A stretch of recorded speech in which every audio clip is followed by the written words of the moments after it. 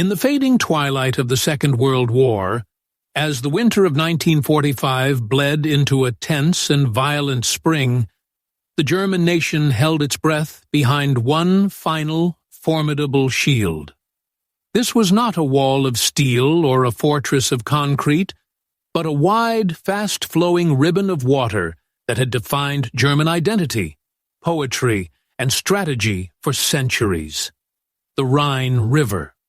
To the German High Command, it was the last great barrier, the ultimate anti-tank ditch, a sacred line that would bleed the advancing Allied armies white. They prepared for a conventional assault, a battle of engineers and assault boats, of artillery duels over pontoon bridges. They studied Allied doctrine, counted divisions, and watched the skies. But they were looking for the wrong thing. Hidden in the forests and assembly areas on the western bank, an army of grotesque, ungainly machines was gathering. They were not tanks, nor were they boats. They were both, and neither. They were the secret weapon that German intelligence never saw coming. A weapon born not of military genius, but of American industrial pragmatism. This is the story of how a fleet of swimming trucks, derisively and affectionately known as ducks, turned Germany's greatest natural defense into a mere inconvenience and shattered the last hopes of the Third Reich. The year 1945 opened on a European continent ravaged by nearly 6 years of total war. The Allied armies, a sprawling multinational force powered by the industrial might of the United States, stood on the very doorstep of Germany. The surprise German offensive in the Ardennes, known as the Battle of the Bulge, had been a desperate, bloody gamble. It had failed, but at a tremendous cost to both sides. The American forces, in particular, had been battered, but had ultimately held and then broken the German spearheads. Now, as the snows melted, the strategic picture was clear. From the east, the vast Soviet war machine was grinding relentlessly towards Berlin. In the west, the forces under the command of General Dwight D. Eisenhower were poised along Germany's border, preparing to deliver the final blow. Yet, between them and the industrial heartland of the Ruhr Valley, the strategic core of the German war effort, lay the Rhine. For Allied planners, the river was a nightmare. In places, it was over 1,000 feet wide, with currents running at more than 7 miles per hour. Its eastern banks were well defended, often rising steeply to give German observers a commanding view of any approach. The German army, though a shadow of its former self, was now defending its own homeland. Its soldiers were a mix of hardened veterans, young boys from the Hitler Youth, and old men of the Volkssturm, the People's Militia. Their equipment was dwindling, their fuel scarce, and their air support almost non-existent. But their resolve to defend their homes was fierce, and their commanders were still masters of defensive warfare. They knew every inch of the terrain and were prepared to make the Allies pay for every foot of German soil. The conventional wisdom of warfare dictated that a river crossing on this scale was one of the most difficult and dangerous of all military operations. It required a massive, meticulously planned effort. First, air power would have to suppress enemy positions. Then, a colossal artillery barrage would be needed to stun the defenders and provide cover. Under this umbrella of fire and steel, engineers would have to perform miracles. Small assault boats would carry the first waves of infantry across the churning water, a near-suicidal mission into the teeth of machine gun and mortar fire. Their goal would be to carve out a small, precarious bridgehead on the far bank. Only then could the most vulnerable phase begin: the construction of bridges. Pontoon bridges and Bailey bridges, marvels of military engineering, would have to be built under constant enemy fire. Every section floated into place, every bolt tightened, would be a target for German artillery.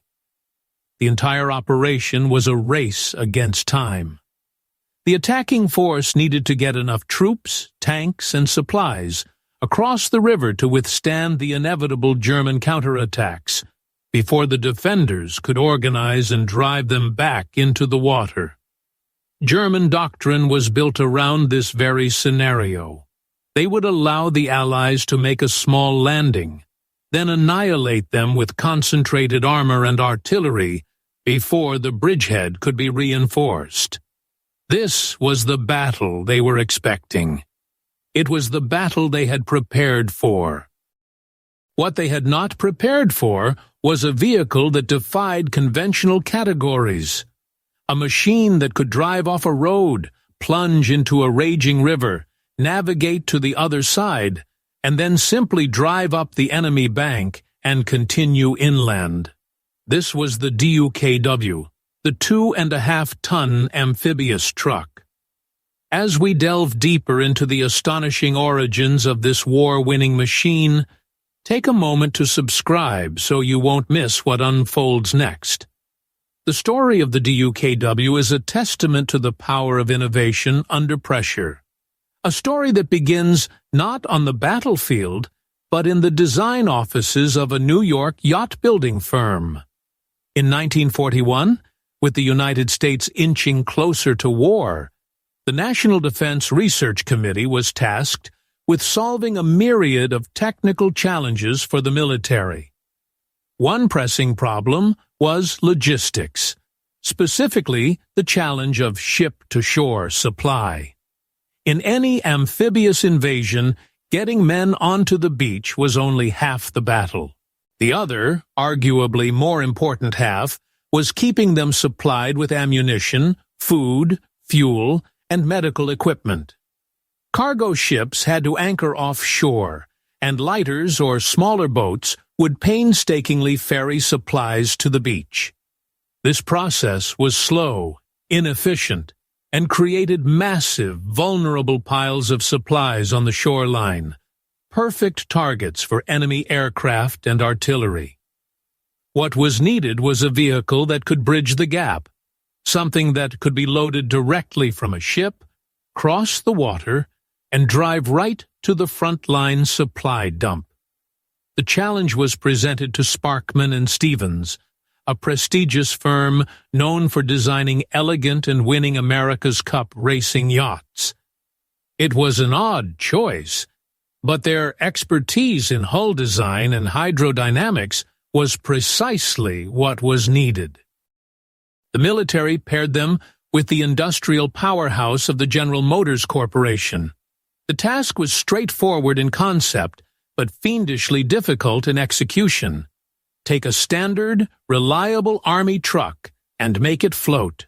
The chosen platform was the GMC CTTW, the legendary Deuce and a Half, the workhorse of the Allied armies. It was a 6-wheel drive, 2.5-ton cargo truck, produced in the hundreds of thousands.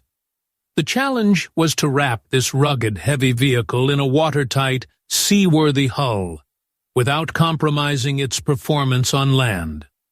What emerged from this unlikely collaboration of yacht designers and automotive engineers was a masterpiece of wartime improvisation.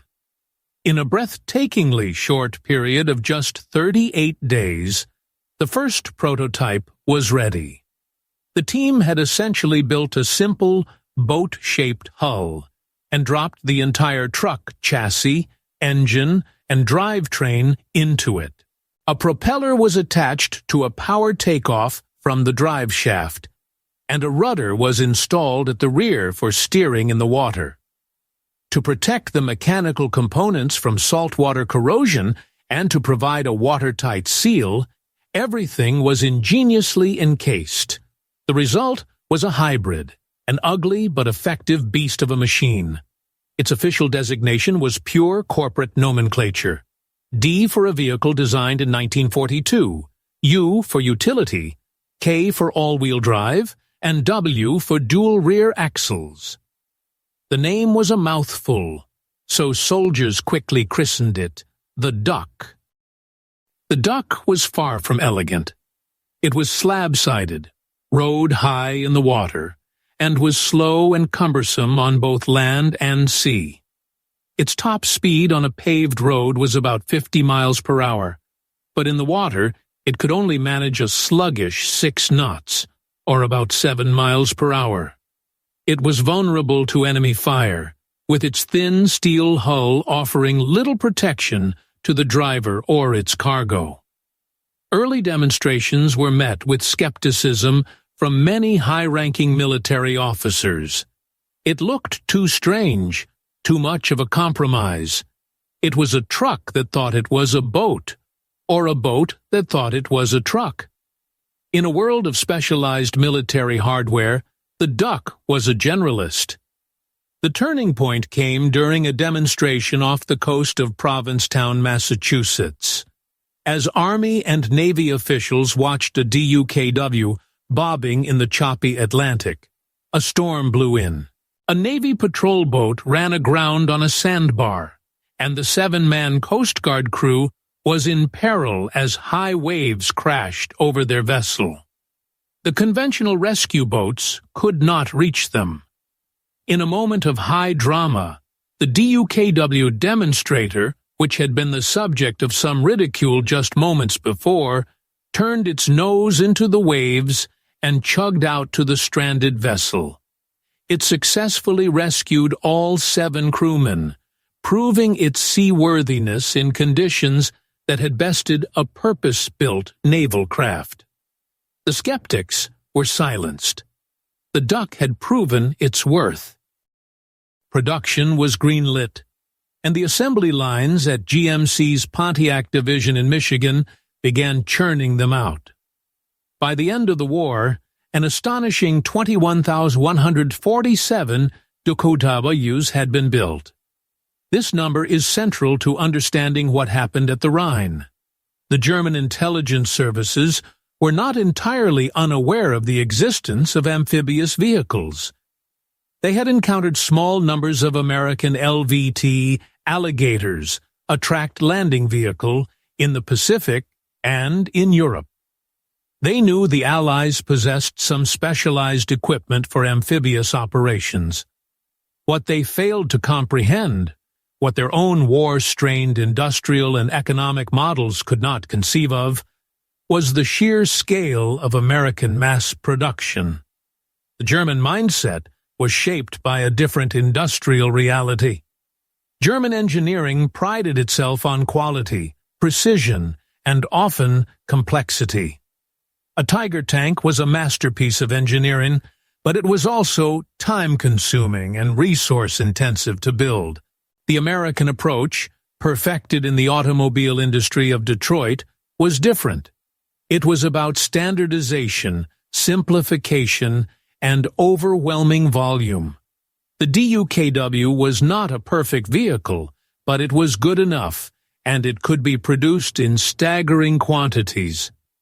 The German General Staff could plan for a dozen enemy assault boats, or a company of engineers building a bridge. They could not plan for a fleet of 500 swimming trucks appearing out of the morning mist, each carrying 5,000 pounds of ammunition or a fully armed squad of infantry. This was not just an intelligence failure, it was a failure of imagination, a fundamental inability to grasp the logistical power that underpinned the entire Allied war effort. The Duck's combat career began in 1943, during the invasion of Sicily, Operation Husky. There, they proved invaluable, ferrying supplies and even light artillery pieces from ship to shore, bypassing the congested and damaged ports. They repeated this performance at Salerno and Anzio in Italy, solidifying their reputation as logistical workhorses. But it was during the Normandy landings on D-Day, June 6, 1944, that the DUKW truly came into its own. While the world's attention was focused on the infantry hitting the beaches, the Ducks worked tirelessly in the background, forming a waterborne conveyor belt that kept the beachheads alive. On Omaha and Utah beaches, they were the critical link between the massive fleet offshore and the troops fighting desperately to expand their toehold in France. They brought in shells, plasma, rations, and water.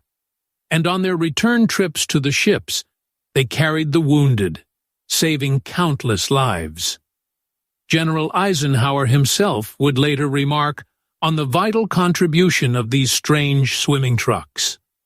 Throughout the campaign in France, the Ducks continued to prove their versatility. When armies advanced, they often outran their supply lines. Rivers and canals that had been strategic assets for defenders became major obstacles for the attackers. In numerous smaller river crossings, the DUKWs provided a ready-made solution, ferrying troops and supplies across while engineers worked to repair or build bridges. They were the unsung heroes of the Allied logistical train, the gritty, unglamorous key to maintaining the momentum of the advance. And so, as the Allies massed their forces on the west bank of the Rhine in March 1945, the DUKW was a mature and proven system. Thousands were available, and thousands of soldiers and sailors had been trained to operate and maintain them.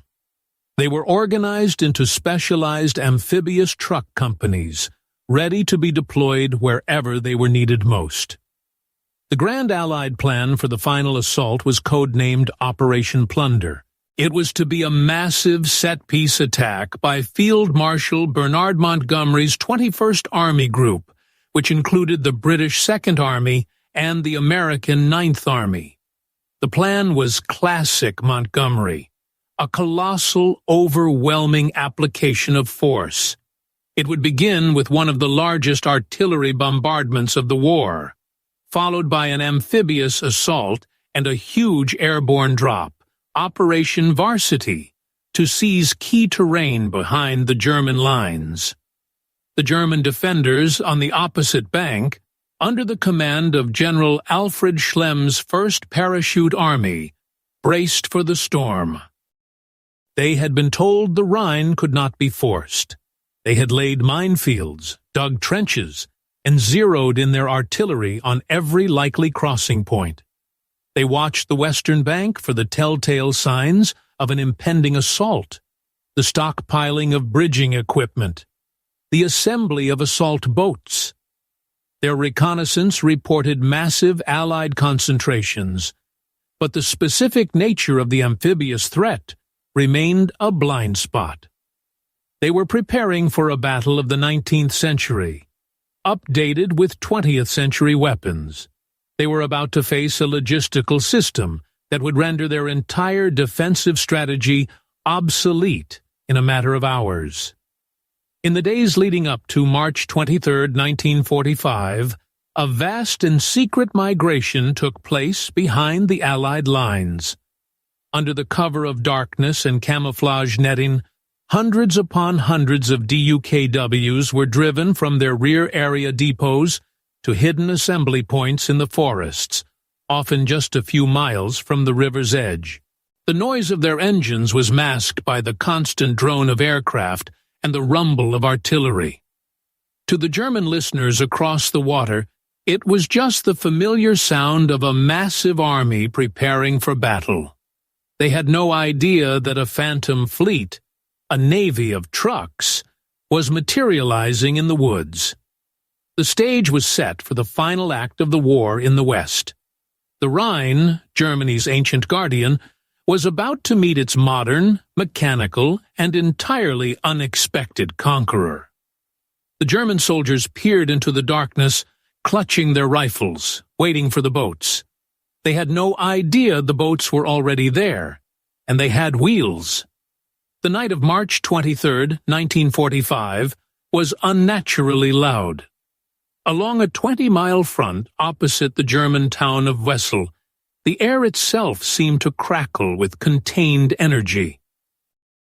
In the Allied lines, hundreds of thousands of men made their final preparations. They cleaned rifles, wrote letters home, and listened to the ceaseless rumble of trucks and tanks moving into their final positions. For the men of the amphibious truck companies, the tension was unique. Their strange, boat-hulled vehicles were packed with the essential tools of invasion: coils of communication wire, boxes of blood plasma, heavy machine guns, and crates upon crates of ammunition. These were not the first-wave assault troops, but they would be among the first to cross, carrying the lifeblood of the entire operation. Their drivers, many of them former truck drivers from Ohio or mechanics from California, peered through the darkness towards the invisible river, knowing that in a few hours they would be steering their 2.5-ton trucks directly into its cold, fast-moving currents. Across the water, on the east bank, the soldiers of the 1st Parachute Army and the hastily assembled Volkssturm units waited. They were exhausted, outnumbered, and outgunned, but they were on home soil. They huddled in foxholes and concrete bunkers, their positions carefully sighted to command the river. They knew an attack was coming. The sheer volume of noise from the Allied side was a clear indication. Their officers assured them that the Rhine itself was their greatest ally. Any attempt to cross in small boats would be met with a storm of machine gun and mortar fire. Any attempt to build a bridge would be smashed by pre-sighted artillery. They were prepared for a conventional battle of attrition, a bloody defense at the water's edge. Their entire strategy was predicated on the idea that the Allies would be at their most vulnerable during the first few hours of the crossing, struggling to get men and heavy equipment onto the eastern bank. At 5 p.m., the waiting ended. A single, deafening, continuous roar erupted from the west bank. Operation Plunder began not with the splash of boats, but with the voice of 4,000 Allied guns. It was one of the most concentrated artillery bombardments in the history of warfare. For hours, a relentless torrent of high explosives rained down on the German positions. Shells of every caliber, from light field guns to massive 240-millimeter howitzers, screamed across the river. The bombardment was not a random act of destruction. It was a symphony of annihilation. It systematically shredded German command posts, severed communication lines, obliterated gun emplacements, and churned the earth of the forward trenches into a lunar landscape. For the German soldiers caught in this maelstrom, it was an experience beyond comprehension. The world was reduced to noise, concussion, and the terrifying shriek of incoming steel. The ground shook so violently that it was impossible to stand. Bunkers collapsed, and trenches were flattened. Communications with headquarters were instantly cut. Company commanders were isolated, unable to report what was happening or receive orders. The barrage was designed not just to destroy, but to paralyze, to induce a state of profound shock and confusion that would cripple any coordinated response. As the hours wore on, the psychological effect was as devastating as the physical destruction. The defenders were stunned, deafened, and utterly alone. Then, under the cover of this infernal noise and a thick, artificial smoke screen laid down by artillery and aircraft, the assault began. Along the entire front, the first waves of infantry pushed off in small, flimsy assault boats, and heavier, armored landing vehicles tracked or LVTs. This was the part of the battle the Germans had expected, and where they could, they fought back with desperate courage. Machine guns that had survived the bombardment opened up, their tracers stitching red lines across the dark water. But the sheer weight of the Allied assault was overwhelming. Behind these initial waves came the game changer. With a low rumble of their 6-cylinder engines, the DUKWs lumbered out of their hidden forest parks, down the muddy tracks to the river's edge. They didn't stop. One after another, they trundled down the prepared ramps, hit the water with a heavy splash, and were suddenly transformed. The driver, who moments before had been navigating a muddy road, now engaged the propeller and took hold of the rudder controls. They were no longer truck drivers. They were captains of a very strange fleet. The journey across the Rhine was a terrifying 10-minute ordeal. The current was strong, pulling at the flat-sided hulls.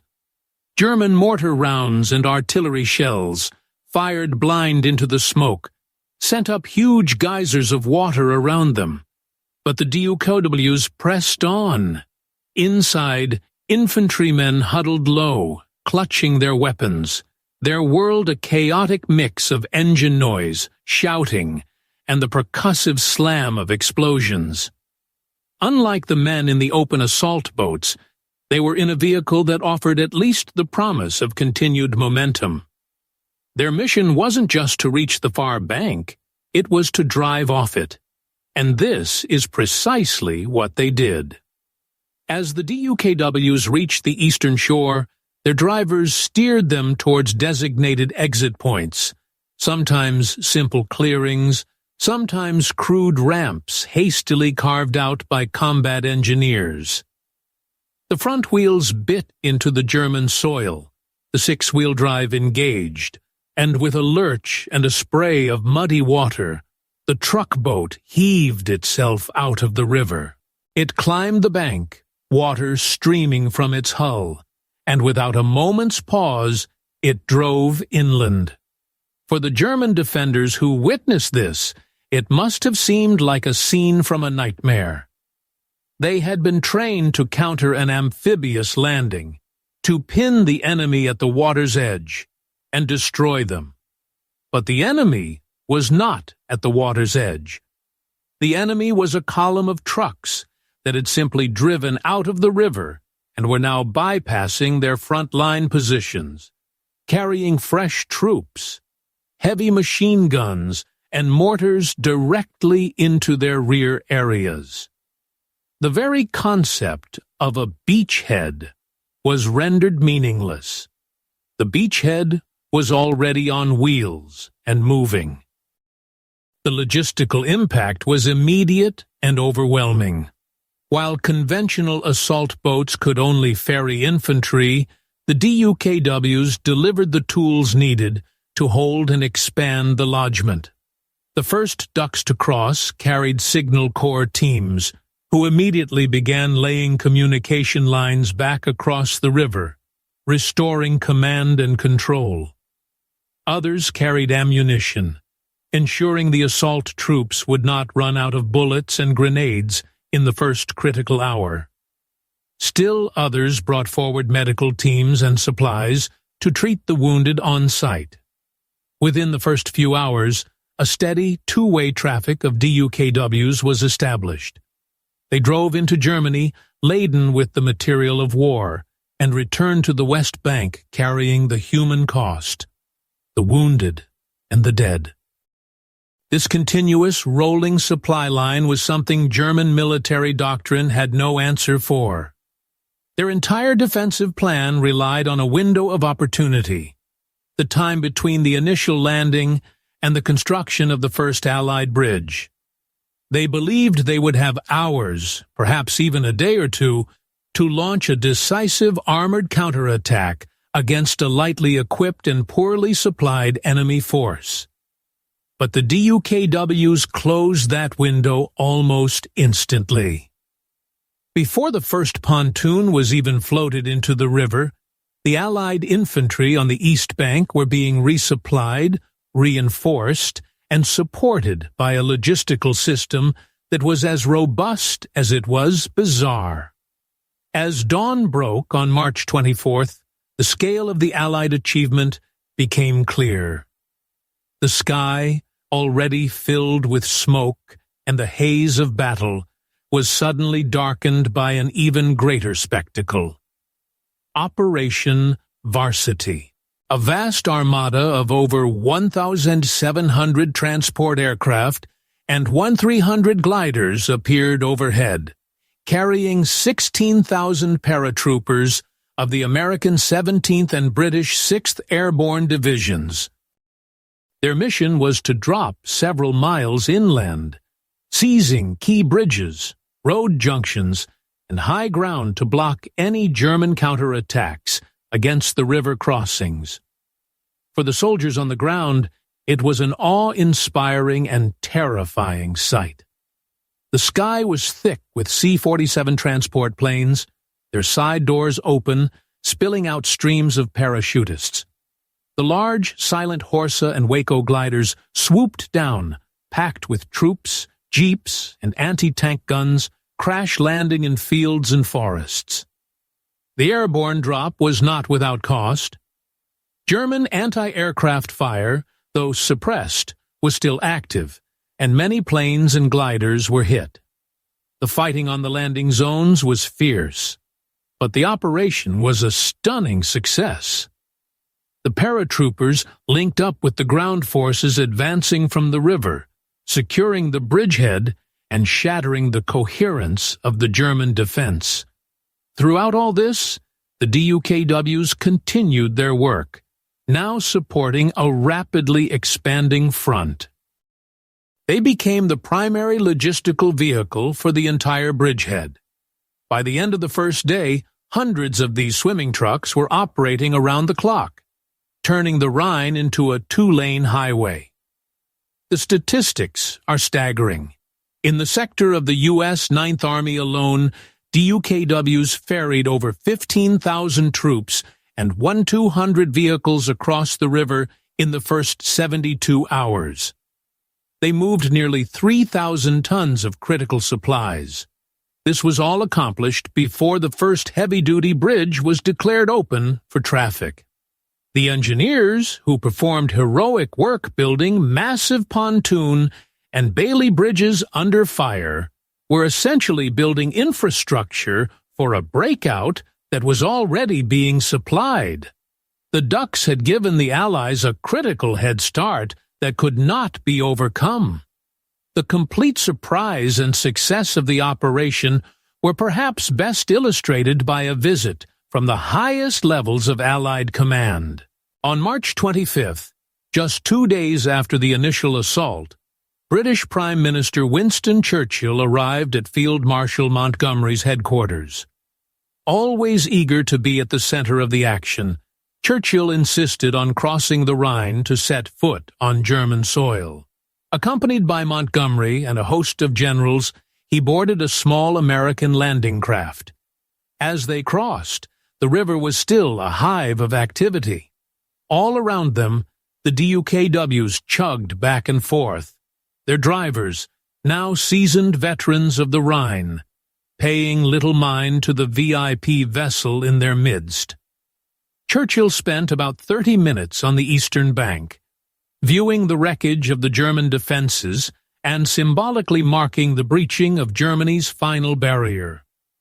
The fact that such a high-profile visit was considered safe so soon after the assault was the ultimate testament to the speed and security of the bridgehead the DUKWs had helped to create. For the German army, the battle was already lost. The rapid Allied buildup on the east bank made any large-scale counterattack impossible. Their forces were fragmented, their command structure was in chaos, and they were now being attacked from the front by the amphibious forces and from the rear by the paratroopers. The defensive line of the Rhine, which they had believed would hold for weeks, had been decisively broken in less than 48 hours. The Allied armies poured across the newly completed bridges, and the final rapid advance into the heart of Germany began. Army Group B, the last effective German force in the west, was soon encircled in the Ruhr pocket, leading to the surrender of over 300,000 soldiers. The crossing of the Rhine was a masterclass in Allied military power, combining meticulous planning, overwhelming firepower, and airborne audacity. But at its core, the astonishing speed of the success hinged on a simple, practical, and mass-produced piece of equipment that the German war machine had completely underestimated. The DUKW amphibious truck did not win the battle on its own, but it transformed the nature of the challenge. It solved the single greatest problem of any major river assault: how to sustain a force on the far bank before bridges can be built. By turning the river from an obstacle into a highway, the Duck ensured that the bridgehead would not only survive, but thrive from its very first moments. It was a victory of logistics over doctrine, of pragmatism over theory. The German General Staff had war-gamed the defense of the Rhine for years, but their planning was based on enemies who fought by the same rulebook. They could not conceive of an enemy who could simply render the rules obsolete through sheer industrial ingenuity. In the end, the ungainly swimming truck, born from a collaboration between yacht designers and auto engineers and produced by the thousands in the factories of Michigan, proved to be a more decisive weapon than any secret tank or jet fighter. It was the physical embodiment of a military-industrial complex that could not be stopped.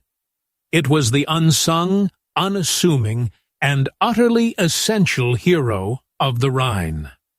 As the war in Europe drew to a close just weeks later, the DUKWs continued their work, ferrying supplies across the many rivers and canals of Germany.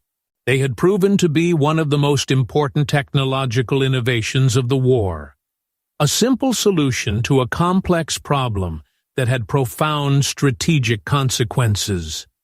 Their story is a crucial reminder that history is often turned not by the grand gestures of generals, but by the quiet, tireless work of ordinary soldiers and the unglamorous machines they operate. Thank you for joining us on this deep dive into a little-known but decisive chapter of the Second World War. The story of the DUKW is a testament to innovation and the unforeseen factors that can shape the course of history. To continue exploring the fascinating and often overlooked stories that lie hidden in the past, be sure to subscribe to our channel. We look forward to bringing you more compelling historical narratives.